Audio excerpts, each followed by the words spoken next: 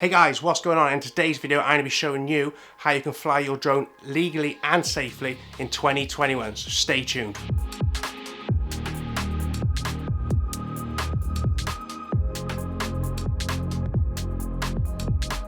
So, if you're new to drones and you're looking to get into the industry, or whether you want to do it recreational or as a hobby, these are some of the things you need to know when flying a drone. So whether you're looking to fly a small drone, maybe you're looking to fly a medium-sized drone, or maybe you want to go much larger.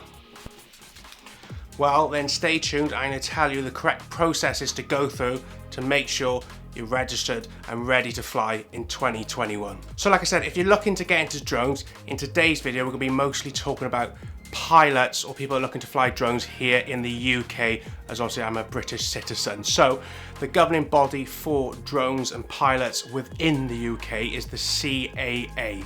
So basically what we'll be going through is the stuff that's off their websites that require you to fly legally and safe within the UK. We can split this into two things, okay? So we've got a flyer ID and an operator ID, okay? The flyer ID is linked directly to the individual who is looking to fly a drone. So it could be yourself, your best mate, their friend, so on. Each individual person will need to get a flyer ID, and to do that, if you go onto the CAA website, you can do a 40 to 30 questionnaire, which is multiple choice, that you are required to pass, which then gives you a flyer ID, which the CAA therefore think you're acceptable and at a good standard where you understand the basics of flying a drone within the UK airspace.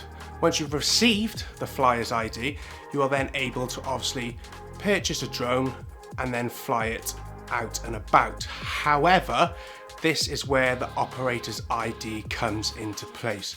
So regardless whether you've got a flyer's ID or not, each drone, individual drone, needs an operator ID, which is a simple £9 subscription per year, which you can also purchase off the CAA. I'll put all the links down below so you can find them. So basically, all drones registered to one person or one body can use the same operator ID. So let's just recap. So you've got your operator's ID, which is linked directly to the drone, which is £9 a year to register. Then you've got your flyer ID, okay, which is free to take the test on the CAA, and that is linked to each individual person that flies a drone. And you also need to put the operator ID on the drone. 2 seconds and I'll show you now. So we're back. So I don't know if you can see here on the side of the drone there, I'll blur a couple of the letters out. You can see there that you have to put the operator ID sticker, or whether it's in permanent marker, but I would highly not recommend doing that. Obviously if you want to sell it onto the main body of the drone itself. Okay, so I've got one on this leg and then one on this leg. They do state that the letters on the sticker that you use, or whether you write it on, need to be a height or no smaller than a height of 3mm. Okay, so make sure you do that. All right, so you've got your flyer's ID, you've got your operator's ID as well, and you're looking to fly. So one of the first couple of things that all drone pilots need to learn is obviously how far you can fly it, the height you can fly it, and the distance you can fly it close to people, moving objects such as trains, cars, buses, and also built up areas and buses. Okay, so standards, basically whether you're just flying all drones, usually go off a height restriction, okay, of 120 meters altitude, okay, which is 400 foot. When you're flying your drone close to people, depending what category you're in, I'll go into that, don't worry. Depending what category you're in, you can only fly 50 meters close to people, okay? So you just need to imagine a circle around them and then 50 meters up as well. Okay? You basically can't go within that area, all right? So I was talking just quickly about the categories. If you have a DJI Mini, this little thing, or a DJI Mini 2, this weighs in at under 250 grams. Therefore, it falls within the CO or C1 category. Therefore, because it's at a certain weight, under 250, you can fly it closer to people, so you can fly within the 50 meters, okay? However, this drone, the DJI Air 2S, is over the 250 grams limit. Therefore, you will still have to stick to the 50 meters that is put in place by the CAA when flying close to people and buildings, all right, and moving objects as well. So you need to make sure that this drone stays 50 meters away. However, this little drone, because of its weight, can go within the 50 meters, okay? So that's what you need to know about these guys. So a lot of you guys, if you are looking to get into drones as a hobby or recreational, you might be looking into something like this, or the DJI Mavic Mini 2. I don't know if they just call it the Mini 2, but you will be looking into one of these, okay? But if you're looking to go a bit more pro or a bit more commercial, you might be looking into something that you need to remember this when you're looking into these two drones, because they will fall into separate categories, okay? So when we're actually flying our drones, we make sure we keep visual line of sight, okay? So as soon as the drone is without visual line of sight, we therefore then bring it back to us and maintain good sight on the drone at all time, okay? Usually you don't really want to go anything over 400 foot, all right? Because especially if you're using a small drone like this, it is going to become much smaller the further it goes away. Okay, there's a couple other things to mention when flying a drone. You should never fly close, it doesn't matter what size your drone is, to any sporting events, religious events, music events, anything with large gatherings of people, okay? Obviously, you as a pilot are the one in control of the drone, and the last thing that you want to happen to anyone that is outside your control is the drone maybe having a malfunction and coming down to earth and injuring someone that is at one of these events, okay? So make sure you stay up to 150 meters away from any large events, all right? That's what they state on the CAA. I would highly advise following those rules.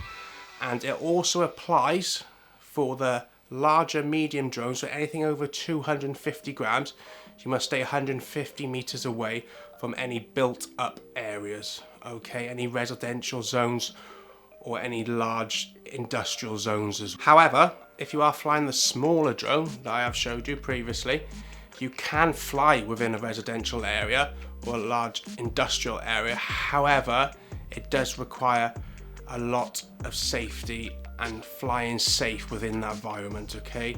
So you as the pilot, it is down to you to make sure that obviously the area is secure and that obviously you're not imposing on any buildings and industrial areas. So you need to make sure yourself that you are flying safely and responsibly within that area. Okay, so like I just said, you can't fly within residential zones or industrial zones if you have a drone that is under 250 grams or falls in the category of C0 or C1, okay? Obviously, all drones, depending whether you're shooting commercially, therefore have a commercial license like myself, you cannot, please do not fly anywhere near an airport, okay?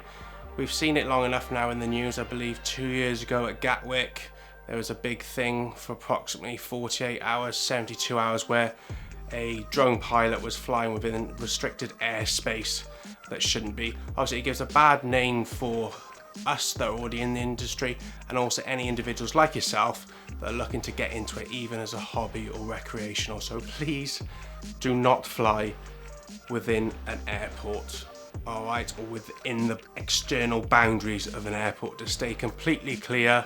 Okay, so we're starting to come to the end, so you're nearly pretty much ready to go with flying your drone. So you've got a fly ID, you've got an operator ID, which is linked directly to the drone and the other drones that you may fly, okay? You also know the basics of the parameters, the height you can fly to, how far you can fly away, and obviously the proximity you can get to people, crowds, and obviously industrial or residential area, right? And obviously stay away completely from airports. So one thing I would highly recommend you guys to look at is Notice to Airmen. So basically it stands for NOMS. You can download an app, I'll put that there so you can see that, and also put the link down below in the description. Basically it's a simple app that you load up, obviously tracks your location, then it'll advise you whether there are any restrictions within that area on the day. So for example, I'm shooting this video now on Thursday the 17th of June. Just last week we had the G8 summit down in Cornwall. Basically the whole of southern Cornwall was completely restricted due to obviously the high profile individuals being down there. So you might also have other things like there might be a air show going on around the corner. The Notice to Airmen on the app will advise you of areas that are restricted to flying for that particular day. It also tends to give you the date when it'll run from start date to an end date. All right, that's a helpful app to have, just to have a quick look on, and then obviously you can see whether you're able to fly on that. So guys, we're pretty much all done and wrapped up here. We'll recap nice and quickly so you all understand what the process we went through. So first of all, it's our drones. We've got our flyer ID, which is linked to us in particular. For example, Kole Parrott.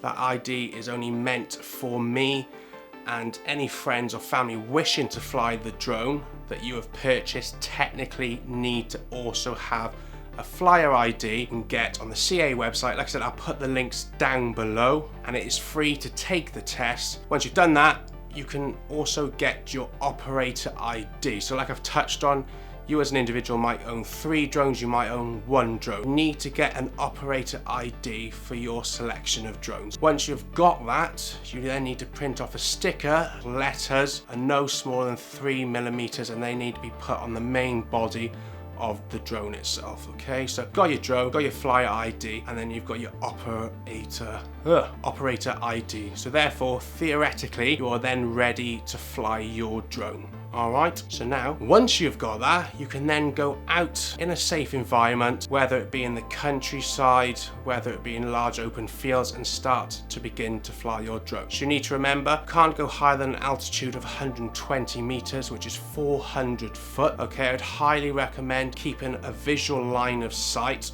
when flying your drone away from you. Okay, so I don't go anything further than 400 foot. It is advised if you are looking to go further than that, it's good to have a second spotter with you. But to be perfectly honest with you, if you're looking to film a subject, just make sure obviously you're within a safe distance from there and it's not obviously out the 400 foot radius. Okay, so then we have flying close to people. With this drone, which is under 250 grams, you can fly within 50 meters of individuals. With this drone, however, you need to stay 50 meters away, whether that be height wise and from a distance. Okay, so just imagine a circular cylinder around the people. Just do not go in it with this drone, okay? So that's 50 meters away from people with this drone. However, you can go 50 meters within that with this drone, all right? And then when flying close to residential and commercial buildings, with this kind of drone, you can do that. However, that is completely down to the individual and the pilot. And if you are looking to fly close to buildings or residential areas, I would highly recommend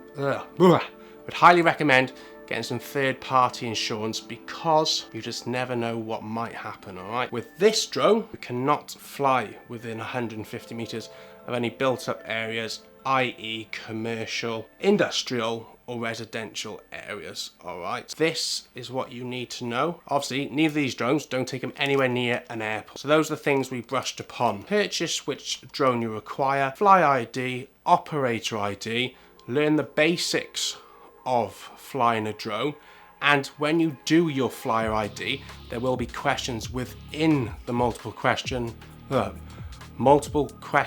questionnaire, I think that works, about the basics of flying a drone. So you will learn the majority of the theory that you need to learn, fly the basics of a drone, all right? So don't feel like you're going to do the flyer ID and the operator ID and be like, oh my God, I don't know what I'm still doing with it. I don't feel safe to fly a drone within the UK. So yeah, don't worry if you don't feel like you know a lot about flying drones. When you do flyer ID, in the questionnaire that they give you, there will be plenty of questions and revision out there for you guys to basically learn the basics of flying the drones. Once you've passed that, you will maybe feel at a higher standard where you do feel comfortable flying a drone within the UK. So without further ado, go and grab yourself a drone. If you like, I'll put the link down below to the 2 or 3 or however drones I've got in the description below so you can see what they're like, and maybe I'll put a video as well. And then yeah, these are the basics. Obviously there's plenty of information on the CA website, and I'll also put a link down below. If you did enjoy the video and you want to see more content about flying drones and you're maybe new to the industry or maybe a beginner like I was, then please put a comment down below and I'll be sure to upload some more videos about this certain content. In the meantime, please subscribe if you haven't so you can see the regular content I'm trying to upload for you guys, and I'll see you in the next one. So hot. So hot.